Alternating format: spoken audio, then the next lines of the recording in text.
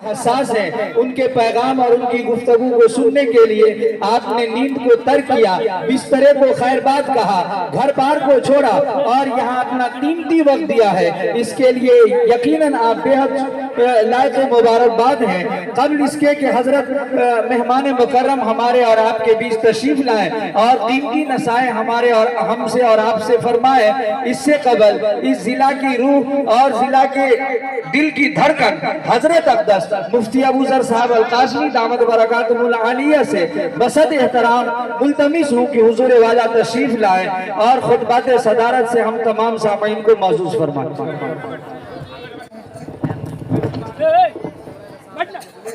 अस्सलामु अलैकुम वरहमतुल्लाहि वबरकातुहू। अल्हम्दुलिल्लाहि रब्बिल आलमीन वस्सलातु वस्सलामु अला सय्यिदिल अंबिया वल मुरसलीन मुहम्मद व अला आलिहि व सहबिहि अजमाइन, अम्मा बाद। अऊज़ु बिल्लाहि मिनश शैतानिर रजीम, बिस्मिल्लाहिर रहमानिर रहीम। कुल या अय्युहन नास इन्नी रसूलुल्लाहि अलैकुम जमीआ। काबिल क़द्र मुअज़्ज़ज़ उलमा इकराम, बुजुर्गान मिल्लत, पूरे इलाके से आए हुए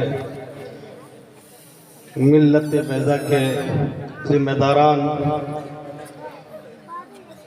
आशिकीन अंबिया, अजीज़ बच्चों और मुख्तलिफ जगहों पे सुन रही मेरी इस्लामी माएँ और बहनें, कारनामे बताए जा रहे थे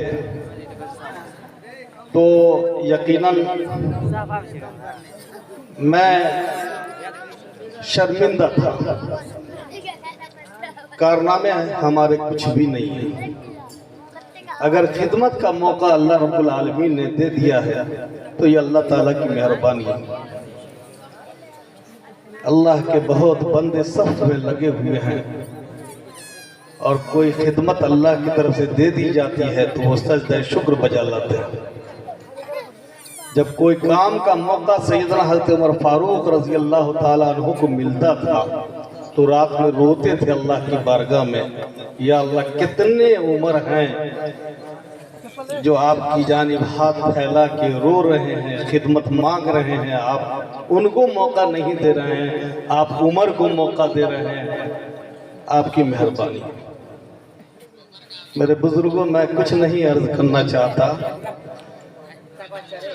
जिस मेहमान आली का इंतज़ार था वो तशरीफ ले आए हैं, उनकी बातें सुननी है और बहुत सारी बातें आपके सामने आ चुकी हैं, लेकिन एक बात अर्ज कर देना है। क्योंकि ये इजलास है जमीयतुल उलमा का, जमीयत चाहती है कि हम सब जिंदा रहें और हरकत का नाम जिंदगी है। आपकी हरकत ख़त्म हो जाएगी, यही मौत। पानी मुतहर्रिक हो बदबूदार नहीं होता है, उसकी हरकत ख़त्म हो जाती है तो पानी बदबूदार हो जाता है, उससे वुज़ू नहीं कर सकते, गुस्ल नहीं कर सकते आप। अगर उसमें नापाकी गिर गई तो वो काबिल इस्तेमाल नहीं रहता है। जब तक आपके अंदर ज़िंदगी है, इदारे हैं, अगर उसमें हरकत है, ज़िंदगी है। और इन इमारतों का नाम ये मदरसा नहीं है, भूल जाइए, इन इमारतों का नाम मदरसा नहीं है। पढ़ने वाले हों, पढ़ाने वाले हों, मुंतज़िमीन हों और रात में जाग के अल्लाह ताला से मांगने वाले हों तो ये मदरसा है। और अगर इदारे भी खाली हो गए ऐसे लोगों से जो रात को रोने वाले हों तो यकीनन जो है इदारे ख़त्म हो गए। मेरे बहुत अफसोस लगता है, तालीम पे बात होती है, मकातिब पे बात होती है, लेकिन बहुत सारी आबादियों में जाने का मौका मिला है। कितने इदारे ऐसे हैं जो आपसी झगड़ों की वजह से बंद हैं और जो रियायतें सरकार की जानिब से मिल रही है वो भी कौम को हासिल नहीं हो पाती। और कहीं न कहीं हमारा नफ्स वहाँ काम कर रहा है। हम में का हर एक दूसरे को गलत ठहराता है, अपने को हक बजानी समझता है, जिसकी वजह से इदारों में जिंदगी बाकी नहीं है। कुछ इदारे हैं जो आपके ताउन से चल रहे हैं, उसमें कुछ जिंदगी दिखाई देती है, बहुत दर्द होता है। हमारे आबा व अजदाद ने इन इदारों को कायम किया होगा, अपनी जमीनें दी होंगी, अपनी कुर्बानी दी होगी। किस लिए? जब हमारी आंख बंद हो जाएगी, हम कब्रों के हवाले हो जाएंगे, तो ये हमारे लिए सदका जारिया होगा। इसके जरिए सवाब पहुंचता जाएगा, पहुंचता रहेगा, ये एक रास्ता होगा। आपने बर्बाद कर दिया। बल्कि अब तो यहाँ तक सुनने में आता है कि आबा अजदाद ने जमीनें अगर वक्फ कर दी है तो औलाद वापिस ले रही है। क्यों? इसलिए कि उनकी ख्वाहिश के मुताबिक अमल नहीं हो रहा। जाहिर सी बात है कि इनमें हमारी बर्बादी है। अभी दो तरह के चैलेंज का सामना है, दाखिली और खारजी। जो खारजी हालात हैं वो हमसे पोशीदा नहीं है, हमारी शक्ल ही अब दूसरों को पसंद नहीं है। आपने अभी सुना कि ये जमीयतुल उलमा थी, जिनके अहकाम सबों के लिए हुआ करते थे पूरे मुल्क में,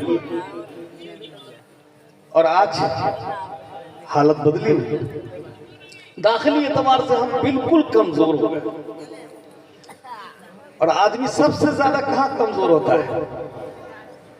अभी बहुत सारे लोग जाते हैं कि हम शुगर पेशेंट हो गए, डायबिटीज के शिकार हो गए, तो कमजोरी लगती है, बल्कि चलने में भी पूरी ताकत नहीं मिलती है।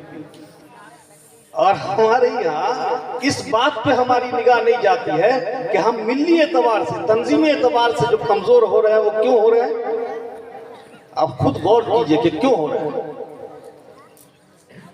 इसलिए कमजोर हो रहे हैं कि हम गुनाहों में लथपथ, और तय बात है कि गुनाहों के साथ आदमी कमजोर हो जाता है।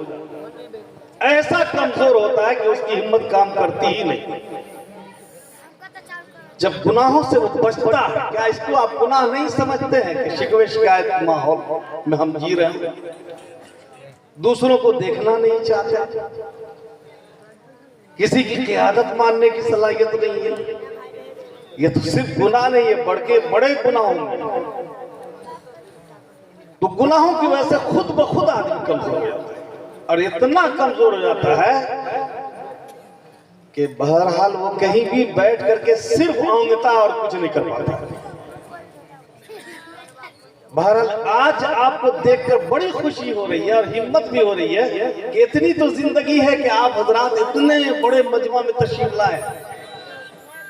कहीं ना कहीं जिंदगी है, सिर्फ थोड़ा सा अपने को जगाने की जरूरत है, अपने अंदर हरकत लाने की जरूरत है। बहुत सारी बातें नहीं करूंगा, मैं ये अर्ज करता हूं तमाम जो जिम्मेदारान तशरीफ लाए उनसे कि अगर मकामी तौर पे आपके मामला नहीं सुलझते हैं तो कुरानी हिदायत मौजूद है ना। हम ऐसे उलमाए किराम की खिदमत में अपना मामला रखते, खास करके दीनी इदारों का, जो उलमा अपने मफाद में नहीं बल्कि हक बजानी फैसला करेंगे, इदारों को जिंदा कर सकेंगे। हम ऐसे उलमा के हवाला कर दें। और याद रखिएगा, जिस चीज को हम नफा बख्श समझ रहे हैं वो हमारे लिए बहुत नुकसानदेह, आंख बंद हो जाएगी, कुछ नहीं कर पाएंगे। एक बहुत बड़ी बीमारी ये है कि आबादियों में इस तरह के मसाइल में बहुत सारे लोग जो माशाअल्लाह दीनदार तबका कहलाता है, वो दिलचस्पी नहीं लेते, और वो ये कहते हैं कि परेशानी ये झमेला कौन मोल लेंगे। अपनी जुबान में मैं अर्ज कर रहा हूं, लेकिन बगैर परेशानियों को बर्दाश्त किए के, बगैर मशक्कत के कोई चीज कहां मिलती है? आप ये दिखा दीजिए। जब दुनिया की मामूली चीज आपको बगैर मशक्कत के नहीं मिलती है तो अल्लाह का फजल और अल्लाह के खजाने में ईमान के बाद सबसे कीमती चीज जो इल्म है, बगैर मशक्कत के कहां मिल जाएगा? कहां मिल जाएगा?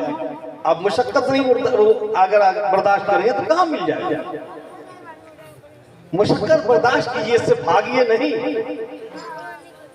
और आप इदारों को जिंदा करने की कोशिश कीजिए। आपकी जिम्मेदारी है पूरी आबादी के लोगों को। इसी इदारा में हम लोग खड़े हैं, मैं मजीद बात नहीं कहना चाहता, लेकिन इस इदारे को किस अंदाज में होना चाहिए आप खुद सोच सकते हैं, किस अंदाज में होना चाहिए।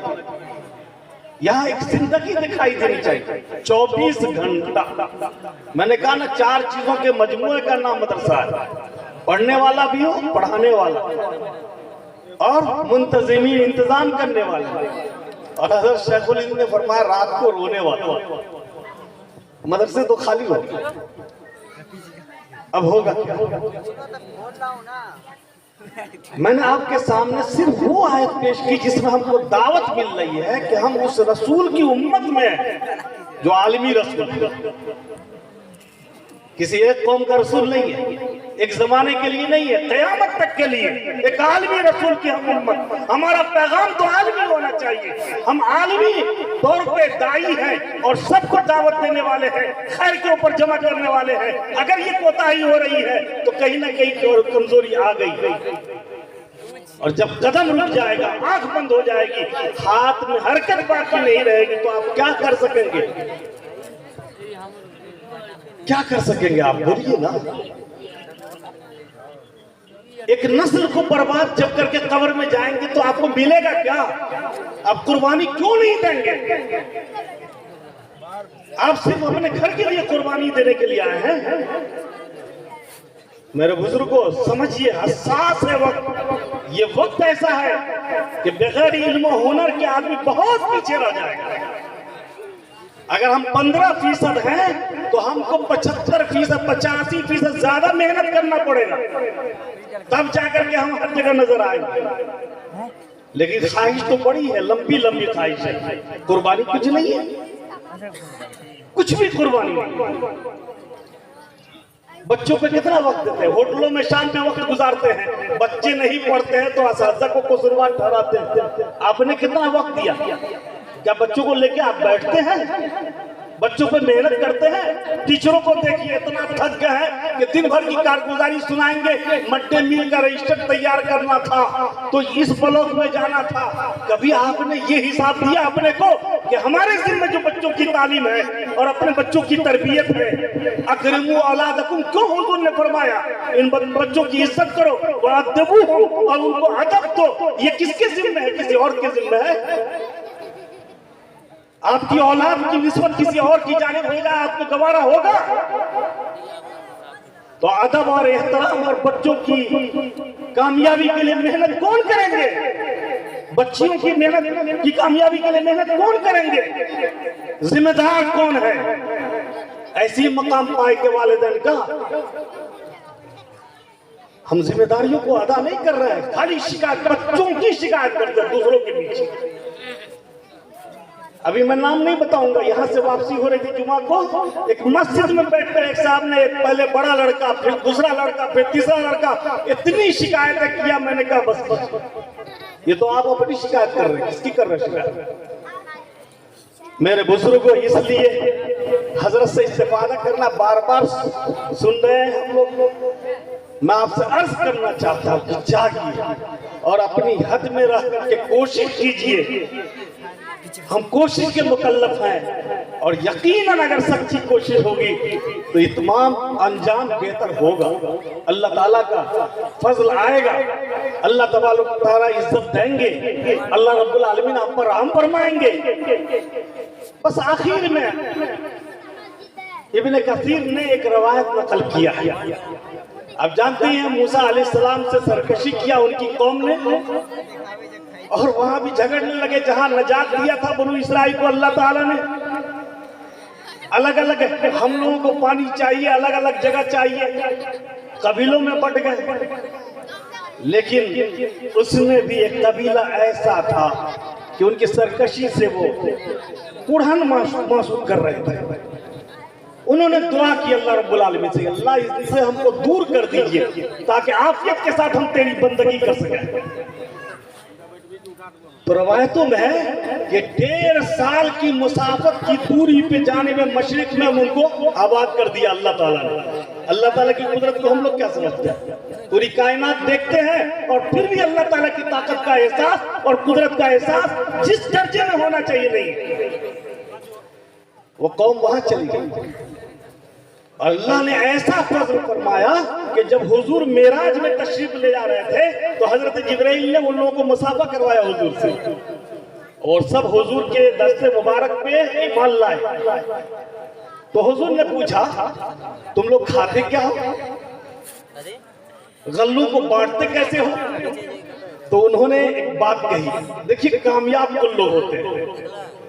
कहा कि हजरत हम लोग तो गल्लू को काट के एक जगह जमा कर देते हैं, तैयार करके एक जगह जमा कर देते हैं। हर आदमी अपनी जरूरत के एतबार से गल्ला लेता है, बांटने की जरूरत नहीं आती, सिर्फ अपनी जरूरत। यानी इतनी दयानतदारी, दूसरों का इतना ख्याल रखना कि उसमें कोई खयानत करने वाला है ही नहीं, बांटने की जरूरत नहीं पेश आई। हुजूर ने देखा कि एक ही तरह के मकानात है सबके, तो फरमाया एक ही तरह के मकानात क्यों है तुम्हारे सबके? क्या इसलिए है कि कोई किसी का मकान देख के जले नहीं, हसद नहीं करे। ऊंचा मकान बर्दाश्त नहीं होता है हम ईमान वालों।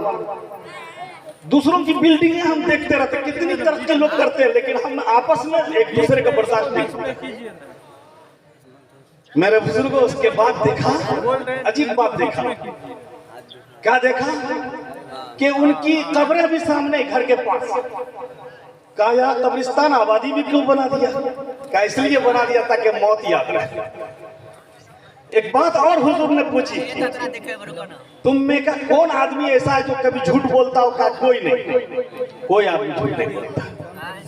ईमान लाए, हुजूर से मुसाफा किया और फिर हुजूर आगे बढ़े। मेरे बुजुर्ग, क्या ऐसा नहीं हो सकता है कि हम 15% इतनी मेहनत करें अपनी जात पे कि कोई झूठ ना बोले,